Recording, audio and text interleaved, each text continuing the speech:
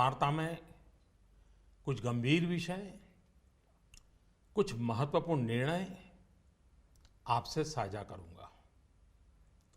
आपको ध्यान होगा कि जब आपने 2014 मई में हमें जिम्मेदारी सौंपी थी,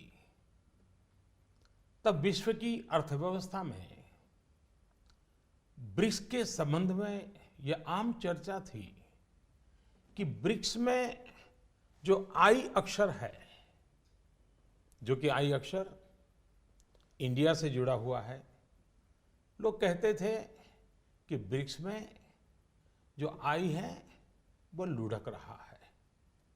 लगातार 2 साल के देशव्यापी अकाल के बावजूद भी पिछले 2.5 वर्षों में आप सब 125 करोड़ देशवासियों के सहयोग से आज भारत ने ग्लोबल इकोनॉमी में एक ब्राइट स्पॉट अर्थात चमकता सितारा के रूप में अपनी उपस्थिति दर्ज कराई है।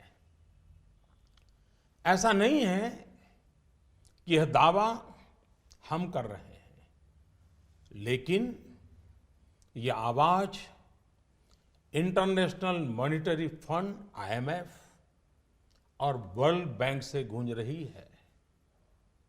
बहनों भाइयों, विकास की इस दौड़ में हमारा मूल मंत्र रहा है सबका साथ, सबका विकास। यह सरकार गरीबों को समर्पित है और समर्पित रहेगी। गरीबी के खिलाफ हमारी लड़ाई का मुख्य शस्त्र गरीबों का देश की अर्थव्यवस्था एवं संपन्नता में सक्रिय भागीदारी यानी गरीबों का सशक्तिकरण, गरीबों का एम्पावरमेंट। इस प्रयास की झलक आप लोगों को प्रधानमंत्री जन धन योजना, जन धन से जन सुरक्षा योजना, आर्थिक गतिविधियों के लिए प्रधानमंत्री मुद्रा ऋण योजना, दलित, आदिवासी और महिला उद्यमों के लिए स्टैंड अप इंडिया योजना, गरीबों के घर तक गैस का चूल्हा पहुंचाने के लिए प्रधानमंत्री उज्ज्वला योजना, किसानों की आमदनी सुरक्षित करने के लिए प्रधानमंत्री फसल बीमा योजना और प्रधानमंत्री कृषि सिंचाई योजना, उनको अपने खेतों से ही सही उपज पाने के लिए सॉइल हेल्थ कार्ड योजना और सही उपज का सही दाम पाने के लिए ई नाम अर्थात राष्ट्रीय कृषि बाजार योजना। इन सब में ये साफ नजर आता है कि सरकार गांव, गरीब, किसान को समर्पित है। मेरे प्यारे देशवासियों, पिछले दशकों में हम ये अनुभव कर रहे हैं कि देश में भ्रष्टाचार और काला धन, इन बीमारियों ने अपनी जड़ें जमा ली है और देश से गरीबी हटाने में ये भ्रष्टाचार, ये काला धन, ये गोरख धंधे सबसे बड़ी बाधा है। एक तरफ तो विश्व में हम आर्थिक गति में तेजी से बढ़ने वाले देशों में सबसे आगे हैं, दूसरी तरफ भ्रष्टाचार की ग्लोबल रैंकिंग में 2 साल पहले भारत करीब 100वें नंबर पे था। 2 वर्षों में अनेक कदम उठाए, ढेर सारे कदम उठाने के बावजूद भी अब हम 76वें नंबर पर पहुंच पाए। यह बात को दर्शाता का है कि भ्रष्टाचार का जाल कितने व्यापक रूप में देश में बिछा हुआ है। भ्रष्टाचार की बीमारी को कुछ वर्ग विशेष के लोगों ने अपने स्वार्थ के कारण फैला रखा है। गरीबों के हक को नजरअंदाज कर ये खुद फलते फूलते रहे हैं। कुछ लोगों ने पद का दुरुपयोग करते हुए इसका भरपूर फायदा उठाया। दूसरी तरफ ईमानदार लोगों ने इसके खिलाफ लड़ाई भी लड़ी है।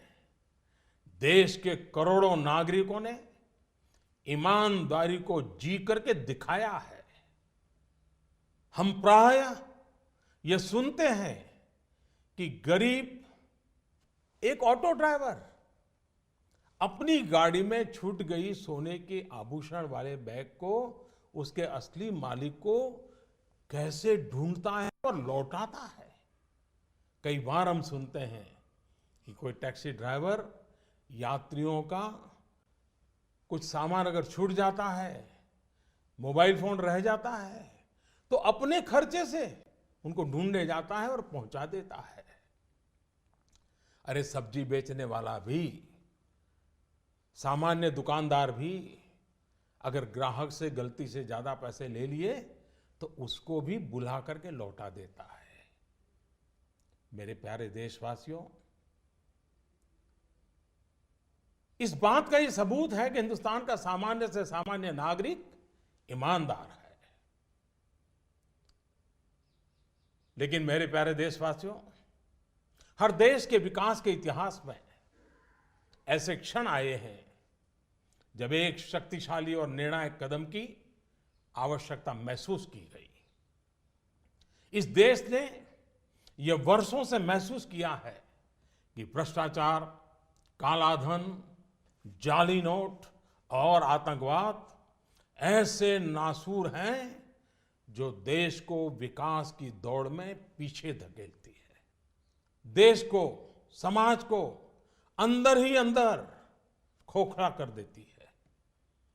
मेरे प्यारे देशवासियों, आतंकवाद की भयानक तो कौन नहीं जानता है।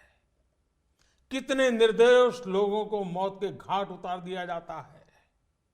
लेकिन क्या आपने सोचा है कि इन आतंकियों को पैसा कहां से मुहैया होता है? सीमा पार के हमारे शत्रु जाली नोटों के जरिए, नकली नोटों के जरिए अपना धंधा भारत में चलाते हैं और यह सालों से चल रहा है। अनेक बार 500 और 1000 रुपये की जाली नोटों का कारोबार इसके करने वाले भी पकड़े गए हैं।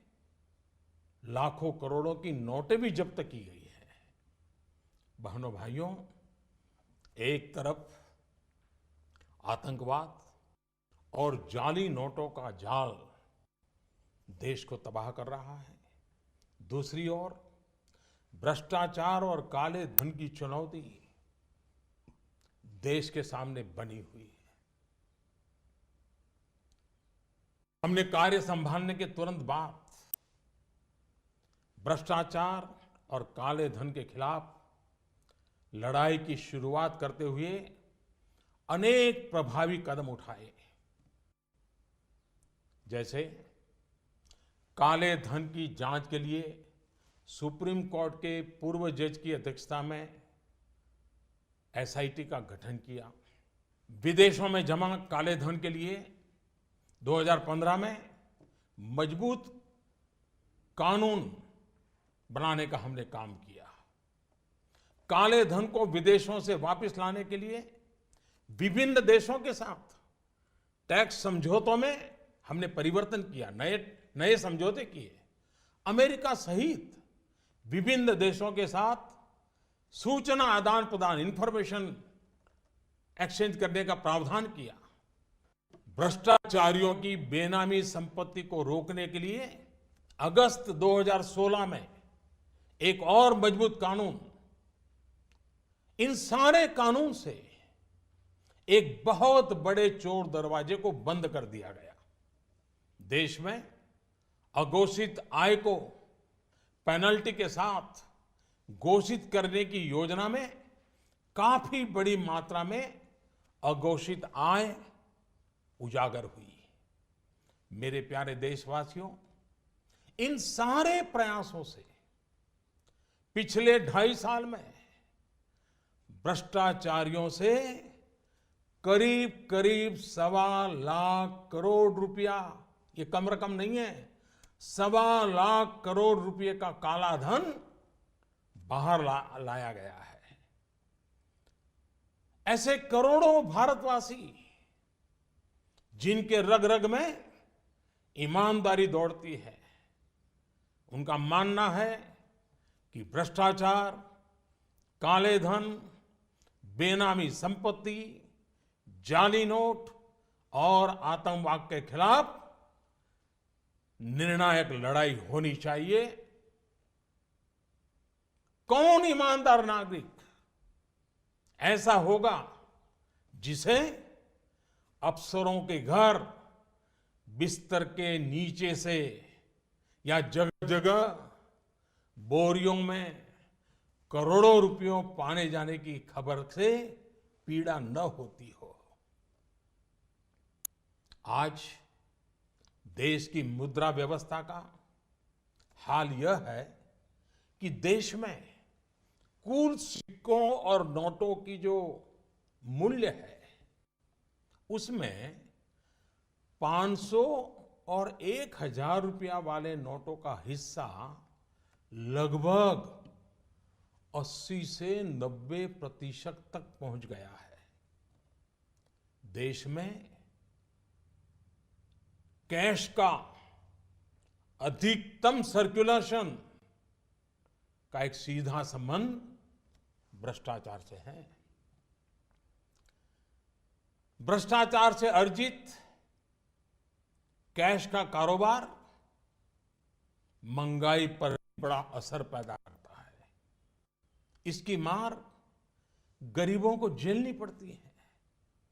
इसका सीधा प्रभाव गरीब और मध्यम वर्ग की खरीदने की शक्ति पर पड़ता है।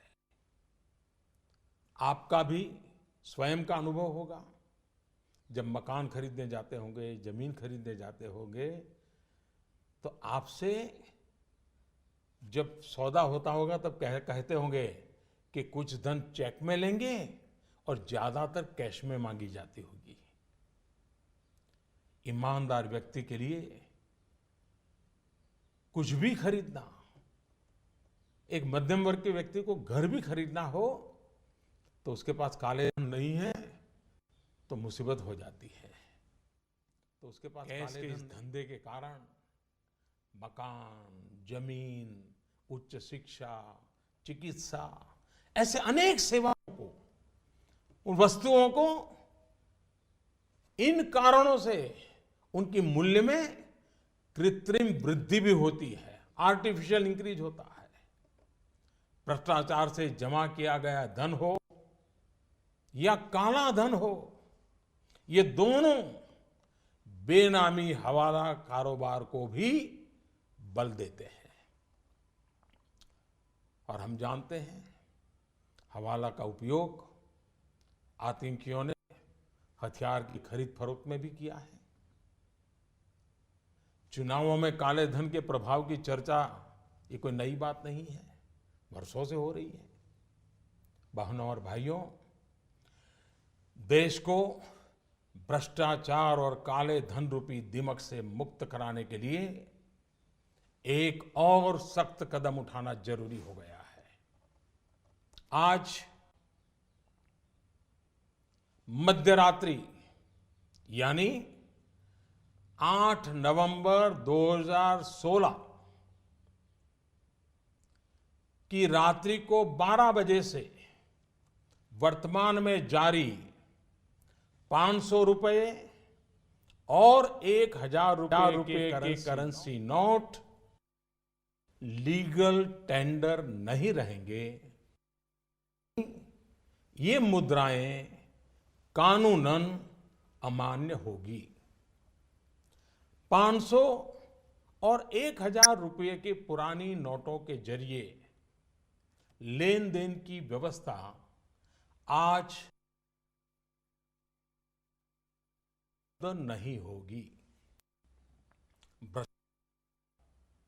काले धन और जाली नोट के कारोबार में लिप्त देश विरोधी और समाज विरोधी तत्वों के पास मौजूद 500 रुपये, 1,000 रुपये के पुराने नोट अब केवल कागज के एक टुकड़े के समान रह जाएंगे। ऐसे नागरिक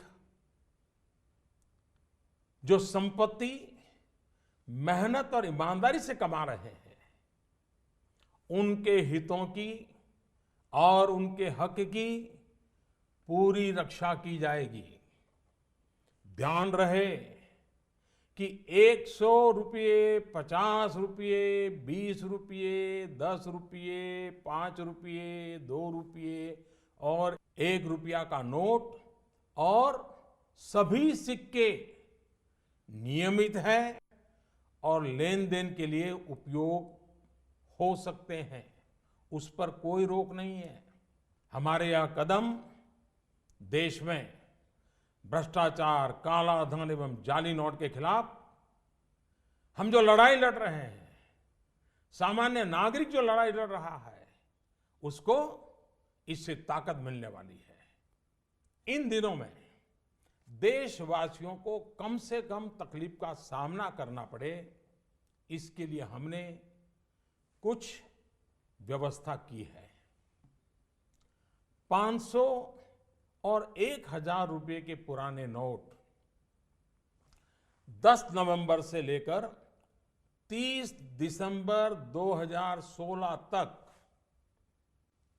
आप अपने बैंक या डाकघर पोस्ट ऑफिस के खाते में बिना किसी सीमा के जमा करवा सकते हैं। आपके पास लगभग 50 दिनों का समय है। अतः नोट जमा करने के लिए आपको अफरा तफरी करने की कोई आवश्यकता नहीं है। आपकी धनराशि आप ही की रहेगी, आपको कोई चिंता करने की जरूरत नहीं है। 500 रुपये या 1,000 रुपये के पुराने नोटों को खाते में डालकर आप अपनी जरूरत के अनुसार फिर से निकाल सकते हैं। केवल शुरू के दिनों में खाते में से धनराशि निकालने पर प्रतिदिन 10,000 रुपया और प्रति सप्ताह 20,000 रुपये की सीमा तय की गई है। ऐसा नए नोटों की उपलब्धता को ध्यान में रखते हुए किया गया है। इस सीमा में आने वाले दिनों में वृद्धि कर दी जाएगी। खाते में जमा करने की सुविधा के साथ साथ एक दूसरी सुविधा भी दी जा रही है। तत्काल आवश्यकता के लिए 500 और 1,000 रुपये के पुराने नोटों को नए एवं मान्य नोट के साथ 10 नवंबर से 30 दिसंबर तक आप किसी भी बैंक या प्रमुख और उप डाकघर, हेड पोस्ट ऑफिस और सब पोस्ट ऑफिस के काउंटर से अपना पहचान पत्र जैसे कि आधार कार्ड, मतदाता कार्ड यानी कि voter card, passport, pan card इत्यादि सबूत के रूप में पेश करके आप नोट बदल सकते हैं।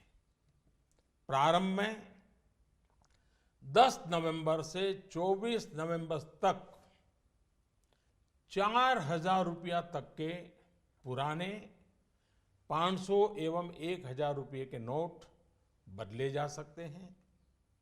15 दिनों के बाद यानी 25 नवंबर से 4,000 रुपये की सीमा में वृद्धि कर दी जाएगी।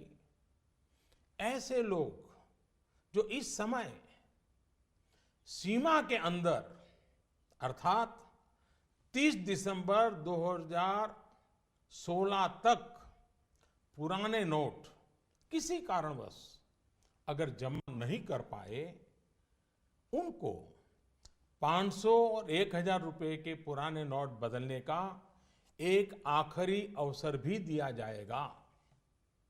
ऐसे लोग रिजर्व बैंक के निर्धारित ऑफिस में अपनी राशि एक घोषणा पत्र यानी डिक्लेरेशन फॉर्म के साथ 31 मार्च 2017 तक जमा करवा सकते हैं।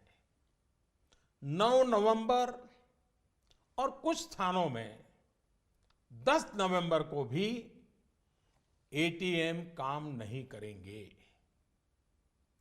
प्रारंभ में एटीएम से प्रति कार्ड प्रतिदिन निकाली जा सकने वाली राशि की सीमा 2000 रुपया रहेगी। फिर उसे कुछ अवधि के बाद बढ़ाकर वैसे तो 500 और 1000 रुपए के पुराने नोट आज रात्रि 12 बजे से कानूनी तौर पर खत्म हो जाएंगे, परंतु सामान्य जनजीवन की जरूरतों को ध्यान में रखते हुए मानवीय दृष्टिकोण से हमने इस प्रक्रिया में शुरू के 72 घंटों में यानी कि 72 आवर्स मतलब कि 11 नवंबर की रात्रि 12 बजे तक नागरिकों के लिए कुछ विशेष व्यवस्था की है। जैसे 11 नवंबर की रात्रि 12 बजे तक सभी सरकारी अस्पतालों में भुगतान के लिए पुराने 500 या 1000 रुपये के नोट स्वीकार किए जाएंगे। इससे वैसे परिवार जिनमें कोई बीमार है उन्हें उपचार में कोई बाधा ना आए। ऐसे में यदि दवाई की दुकान की व्यवस्था है, यदि दवाई की दुकान की व्यवस्था है तो डॉक्टर के दिए गए पर्चे पर 500 और 1000 के पुराने नोटों से दवा खरीदने की सुविधा भी 72 घंटे तक उपलब्ध रहेगी। ऐसे ही 11 नवंबर की रात्रि 12 बजे तक रेलवे के टिकट बुकिंग काउंटर, सरकारी बसों के टिकट बुकिंग काउंटर और हवाई अड्डों पर एयरलाइंस के जो टिकट बुकिंग काउंटर पर केवल टिकट खरीदने के लिए पुराने नोट अर्थात 500 और 1000 रुपये के नोट स्वीकार करने की छूट होगी। ऐसा हमने उन परिवारों की जरूरतों को देखते हुए किया है जो इस समय यात्रा कर रहे होंगे।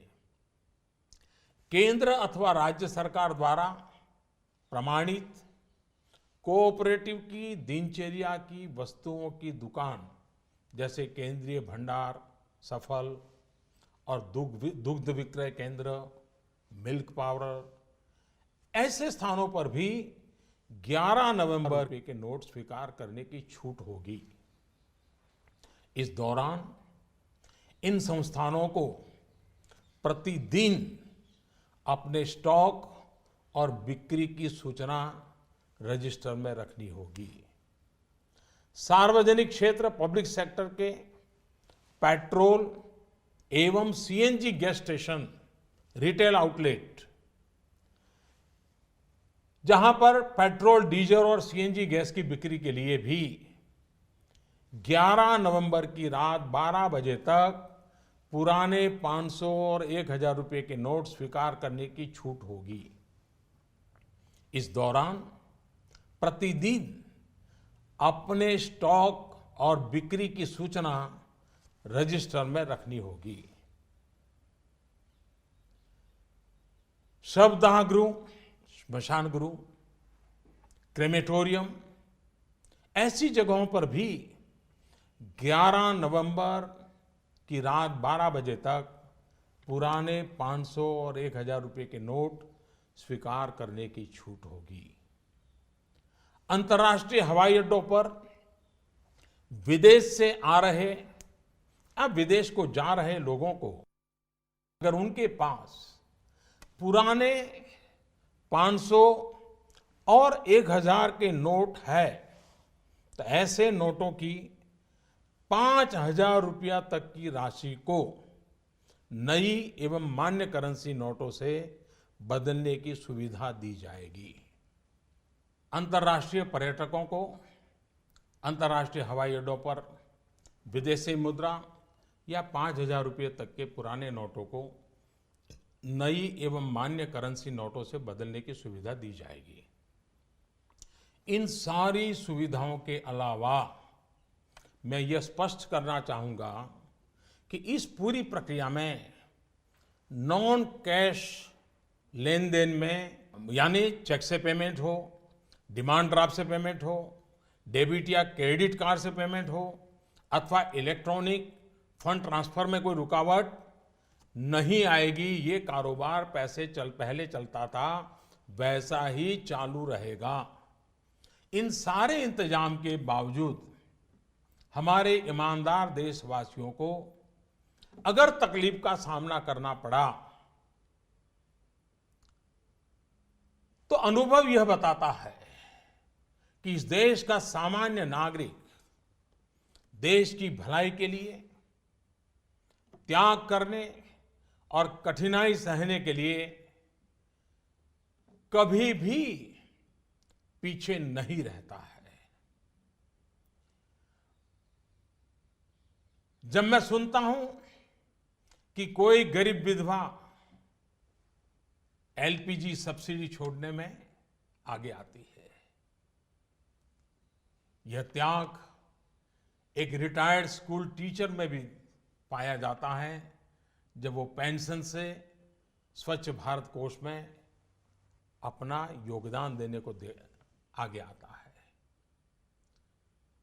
जब हम ये सुनते हैं कि गरीब आदिवासी मां बकरी बेचकर शौचालय बनाने के लिए पैसे लगा देती है, एक फौजी अपने गांव को स्वच्छ गांव बनाने के लिए 57,000 रुपये का दान देने के लिए आगे आता है।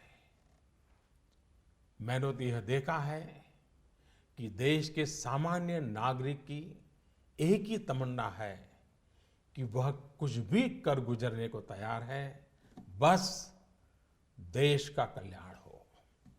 अतः भ्रष्टाचार, काला धन, जाली नोट और आतंकवाद के खिलाफ जंग में हम लोग थोड़ी सी कठिनाई, वह भी कुछ दिनों के लिए, तो झेल ही सकते हैं। मेरा पूरा विश्वास है कि देश का प्रत्येक नागरिक भ्रष्टाचार के खिलाफ शुचिता के इस महायज्ञ में एकजुट होकर के, मिल करके खड़ा होगा। मेरे प्यारे देशवासियों, दिवाली के पर्व के बाद अब ईमानदारी के इस उत्सव में, प्रामाणिकता के इस पर्व में आप बढ़ चढ़ करके हाथ बटाएं।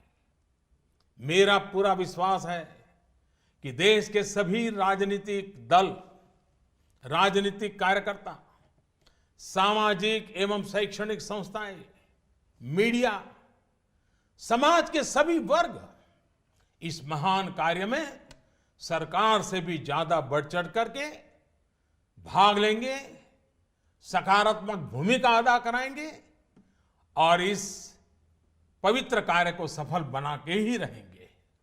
मेरे प्यारे देशवासियों, ये बातें जब सब मैं आपके सामने रख रहा हूं,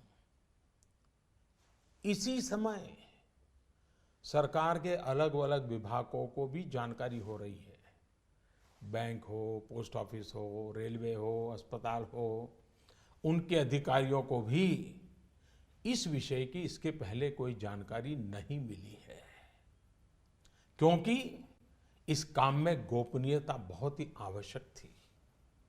ऐसी स्थिति में रिजर्व बैंक सभी बैंक्स और पोस्ट ऑफिस को कम समय में बहुत सारी व्यवस्था करनी उनके सामने है, बड़ा है। इस व्यवस्था में कुछ समय तो जाएगा, इसलिए रिजर्व बैंक ने यह फैसला लिया है कि 9 नवंबर को सभी बैंक पब्लिक कार्य के लिए बंद रहेंगे। नागरिकों को असुविधा होगी। मेरा पूरा भरोसा है कि बैंक और पोस्ट ऑफिस के काम करने वाले सभी साथी देश हित में इस पवित्र कार्यक्रम को सफलतापूर्वक परिपूर्ण करेंगे। भूतकाल में उन्होंने ये करके दिखाया है। मेरा जनता जनार्दन से इतना ही आग्रह है कि सभी नागरिक धैर्य रखते हुए सभी बैंक्स और पोस्ट ऑफिस के अधिकारियों को सहयोग करें। यही मेरी उनसे आग्रहपूर्वक विनती है। बहनों और भाइयों, समय समय पर मुद्रा व्यवस्था को ध्यान में रखकर रिजर्व बैंक केंद्र सरकार की सहमति से नए अधिक मूल्य के नोटों को सर्कुलेशन में लाता रहा है। 2014 में रिजर्व बैंक ने 5,000 और 10,000 रुपए के करेंसी नोट का प्रस्ताव सरकार को भेजा था, जिसे हमारी सरकार ने विचार विमर्श के बाद अस्वीकार कर दिया था। अब इस पूरी प्रक्रिया में रिजर्व बैंक द्वारा 2,000 रुपए के नए नोट के प्रस्ताव को स्वीकार किया गया है। पूरी तरह से नए तौर पर डिजाइन किए गए 500 रुपए और 2,000 रुपए के नए नोट, नए करेंसी नोट अब सर्कुलेशन में लाया जाएगा। रिजर्व बैंक अपने पिछले अनुभवों को ध्यान में रखते हुए करेंसी सर्कुलेशन में अधिक मूल्यों के नोटों का हिस्सा अब एक सीमा के अंदर ही रहे, इसके लिए रिजर्व बैंक आवश्यक प्रबंध करेगा। अंत में मेरे प्यारे देशवासियों, मैं यह दोहराना चाहता हूं कि किसी देश के इतिहास में ऐसे क्षण आते हैं जब हर व्यक्ति यह महसूस करता है कि उसे भी उस क्षण का हिस्सा बनना है, उसे भी राष्ट्रहित में, राष्ट्र निर्माण में अपना योगदान देना है। परंतु ऐसे क्षण हर किसी की जिंदगी में गिने चुने ही आते हैं। आज समय हमें फिर से एक अवसर दे रहा है। हर सामान्य नागरिक भ्रष्टाचार, काला धन, जाली नोट के खिलाफ इस महायज्ञ में, इस लड़ाई में अपना योगदान दे सकता है। बहनों और भाइयों, आपसे इस प्रक्रिया में जितना सहयोग मिलेगा, शुद्धिकरण उतना ही सफल होगा। देश के लिए यह चिंता का कारण था कि भ्रष्टाचार और काले धन को जीवन का एक सहज हिस्सा मान लिया गया था। यह सोच आज हमारे राजनीतिक, सामाजिक और प्रशासनिक जीवन को दीमक की तरह खाए जा रहा है। शासन व्यवस्था का कोई भी अंग इस दीमक से अछूता नहीं है। समय समय पर हमने देखा है कि भारत के सामान्य जनमानस को अगर भ्रष्टाचार और कुछ दिनों की असुविधा में से एक को चुनना हो तो बेहिचक, मैं कहता हूं बेहिचक, मेरे देश का ईमानदार नागरिक असुविधा को तो चुनेगा, लेकिन भ्रष्टाचार को कदापि नहीं चुनेगा। आपसे मैं फिर एक बार आह्वान करता हूं कि आइए, जैसे आपने दिवाली के पर्व में अपने घर और आस पड़ोस की सफाई की, वैसे ही सफाई के काम को आगे बढ़ाते हुए हम इस महायज्ञ में अपनी भी कुछ आहुति डालकर इसे सफल बनाएं। इतने बड़े देश में इतनी बड़ी सफाई के महापर्व में असुविधा को ध्यान में न रखते हुए आइए सभी शुचिता की दिवाली मनाएं। पूरे विश्व को भारत की इस ईमानदारी का उत्सव दिखाएं। पूरे देश में प्रामाणिकता का पर्व मनाएं, जिससे भ्रष्टाचार पर लगाम लग सके, काले धन पर नकेल कस सके, जाली नोटों का खेल खेलने वालों को नेस्त नाबूद कर सके, जिससे कि देश का धन गरीबों के काम आ सके। हर ईमानदार नागरिक को देश की संपन्नता में उसकी उचित हिस्सेदारी मिल सके, आने वाली पीढ़ी गर्व से अपना जीवन जी सके। मैं आप सबके सहयोग के लिए पूरे विश्वास के साथ 125 करोड़ देशवासियों की मदद से भ्रष्टाचार के खिलाफ इस लड़ाई को और आगे ले जाना चाहता हूं। मुझे विश्वास है आपका साथ, आपका सहयोग हमारी आने वाली पीढ़ियों के लिए प्रेरक बनेगा। मैं फिर एक बार आपका हृदय से बहुत बहुत आभार व्यक्त करता हूं। भारत माता की जय। मेरे प्यारे देशवासियों, I hope we ended the festive season of Diwali with joy and new hope. Today, I'll be speaking to you about some critical issues and important decisions. Today, I want to make a special request to all of you. You may recall that economic situation in May 2014, when you entrusted us with an honors responsibility. In the context of BRICS, it was being said that the eye in BRICS was shaky. Since then, we had 2 years of a severe drought. Yet, in the last 2.5 years, with the support of 125 crore Indians, India had become the bright spot in the global economy. It is not just we who are saying this. It is being stated by the International Monetary Fund and the World Bank.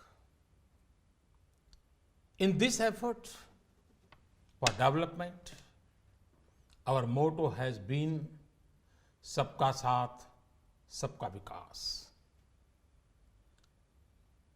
We are with all citizens and for development of all citizens.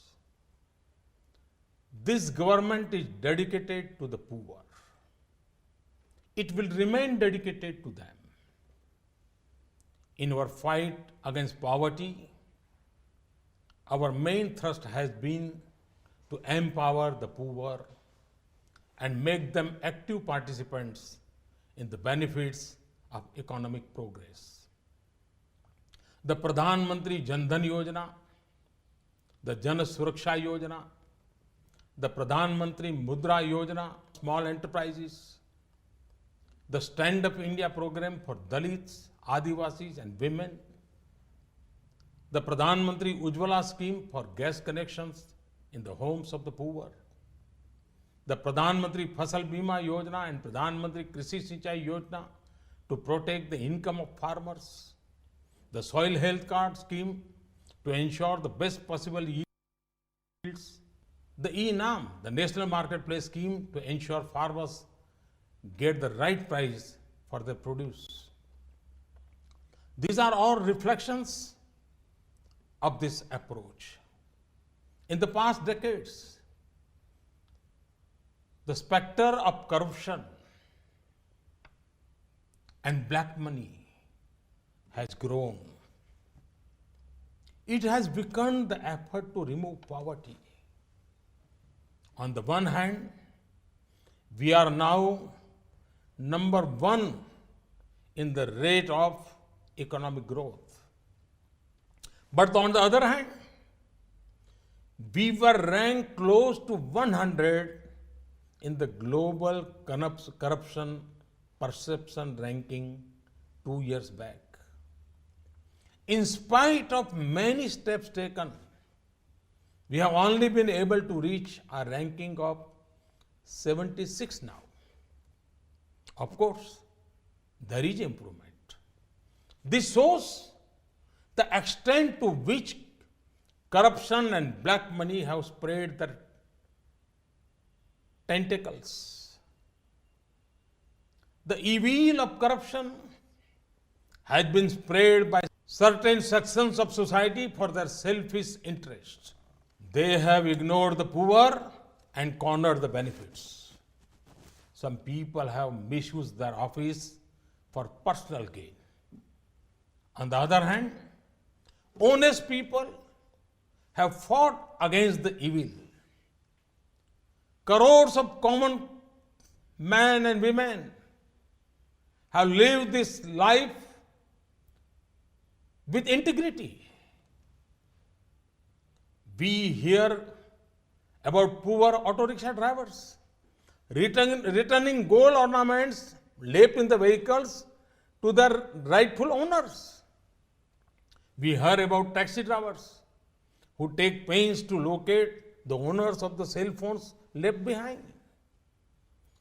We hear vegetable vendors who return excess money given by customers. There comes a time in the history of country's development when a need is felt for a strong and decisive step. For years, this country has felt that corruption, black money, and terrorism are fast-running source holding us back in the race towards development. Terrorism is a frightening threat. So many have lost their lives because of it. But have you ever thought about how these terrorists get their money? Enemies from across the border run their operations using fake currency notes. This has been going on for years. Many times, those using fake 500 and 1000 rupee notes have been caught and many such notes have been seized. Brothers and sisters, on the one hand is the problem of terrorism. On the other hand is the challenge posed by corruption and black money. We began our battle against corruption by setting up an SIT headed by a retired Supreme Court judge immediately upon taking office. Since then, a law was passed in 2015 for disclosure of foreign black money. Agreements with many countries, including the USA, have been made to add provisions for sharing banking information. A strict law has come into force from August 2016 to curb Benami transactions, which are used to deploy black money earned through corruption. A scheme was introduced for declaring black money after paying a steep penalty. My dear countrymen, through all these efforts, in the last 2.5 years, we have brought into the open nearly 1,25,000 crore rupees. It's not a small amount. 1,25,000 crore rupees of black money belonging to the corrupt.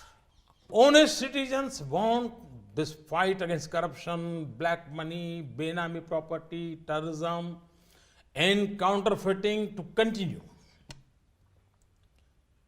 Which honest citizen would not be pained by reports of crores worth of currency notes stashed under the beds of government officers? Or by reports of cash found in gunny bags? The magnitude of cash circulation is directly linked to the inflation become worse through the deployment of cash earned in corrupt ways. The poor have to bear the brunt of this. It had direct effect on purchasing power of the poor and the middle class.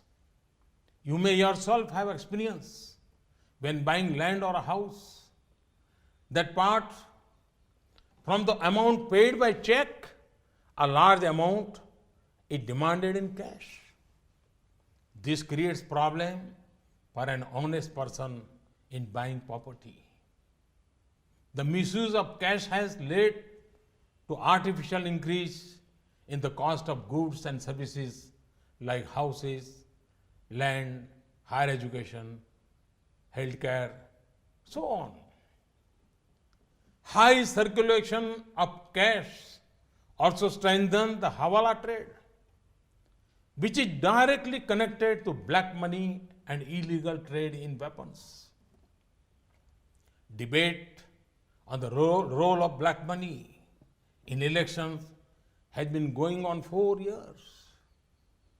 Brothers and sisters, to break the grip of corruption and black money, we have decided that the 500 rupee and 1,000 rupee currency notes presently in use will no longer be legal tender from midnight to night, that is 8th November 2016.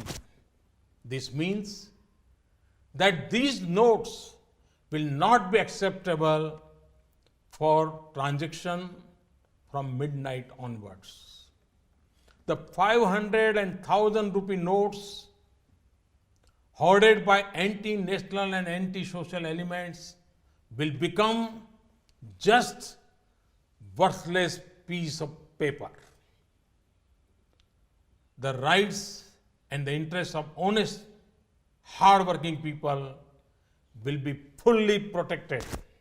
Let me assure you, the notes of 100, 50 rupees, 20 rupees, 10 rupees, 5 rupees, 2 rupees, and 1 rupees, and all coins will remain legal tender and will not be affected.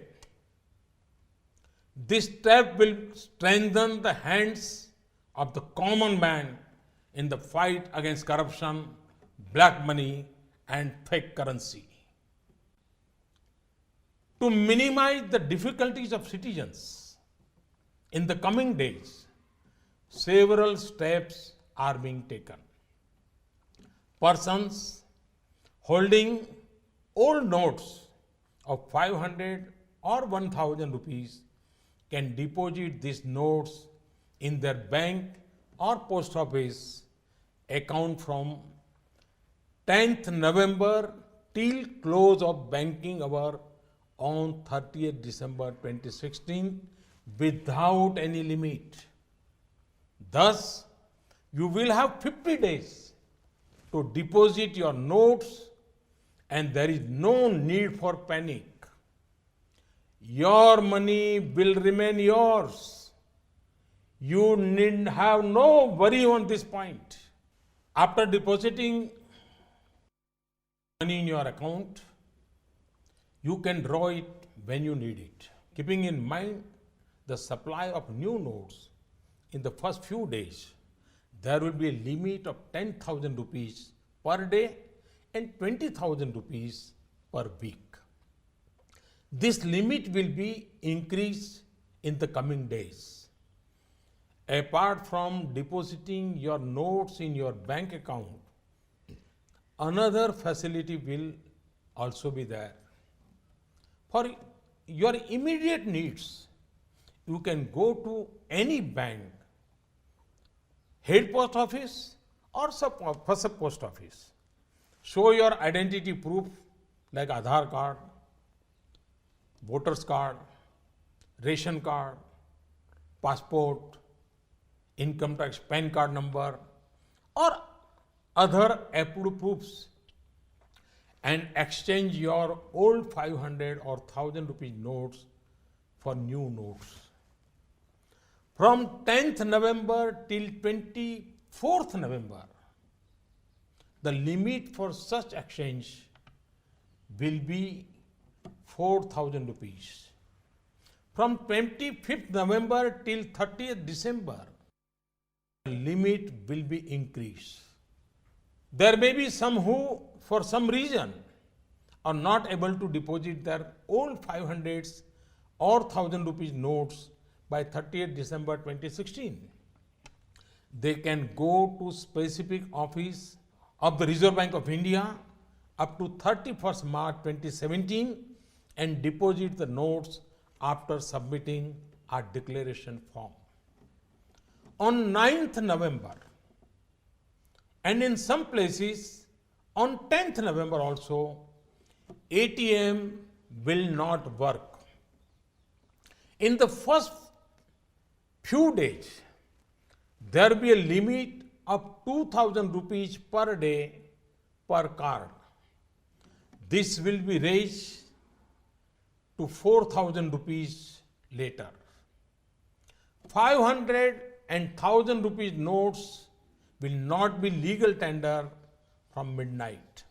However, for humanitarian reasons, to reduce hardship to citizens, some special arrangements have been made for the first 72 hours, that is till midnight on 11th November.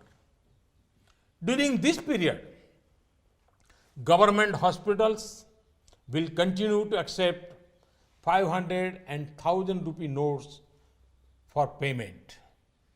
This is for the benefit of those families whose members may be unwell. Pharmacies in government hospitals will also accept these notes for buying medicines with doctor's prescription. For 72 hours, till midnight on 11th November, railway ticket bookings counters, ticket counters of government buses, and airline ticket counters at airports will accept the old notes for purchase of tickets. This is for the benefit of those who may be traveling at this time. For 72 hours, 500 and 1,000 rupees notes will be accepted also at petrol, diesel and CNG gas stations, authorized by public sector oil companies, consumer cooperative stores authorized by state or central government, milk booths authorized by state governments, crematoria and burial grounds.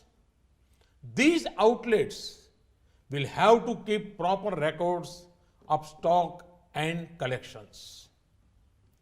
Arrangements will be made at international airports for arriving and departing passengers who have 500 or 1,000 rupee notes for not more than 5,000 rupees to exchange them for new notes or other legal tender. One more thing I would like to mention. I want to stress that in this entire exercise, there is no restriction of any kind on non-cash payment by checks, demand drafts, debit or credit cards, and electronic fund transfer. Brothers and sisters, in spite of all these efforts, there may be temporary hardship to be faced by honest citizens. Experience tells us that ordinary citizens are always ready to make sacrifices and face difficulties for the benefit of the nation. I see that spirit when a poor widow gives up her LPG subsidy, when a retired school teacher contributes his pension to the Swachh Bharat mission, when a poor Adivasi mother sells her goats to build a toilet, when a soldier contributes 57,000 rupees to make his village clean. I have seen that the ordinary citizen has the determination to do anything if it will lead to the country's progress.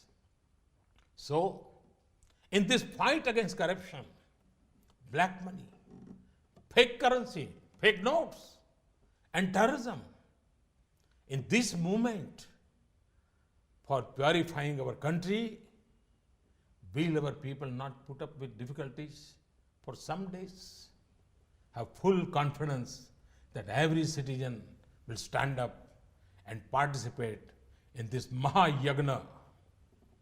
My dear countrymen, after the festivity of Diwali, now join the nation and extend your hand in this Imandari ka Utsav. This Pramanikta ka Parva, this celebration of integrity, this festival of credibility. I'm sure that all political parties, all governments, social services organizations, the media, and indeed all sections of society will take part in this with enthusiasm and make it a success. My dear countrymen, secrecy was essential. It is only now, as I speak to you, that various agencies like banks, post office, railways, hospitals, and others are being informed. The Reserve Bank, banks, and post offices have to make many arrangements at very short notice. Obviously, time will be needed. Therefore, all banks will be closed to the public on 9th November.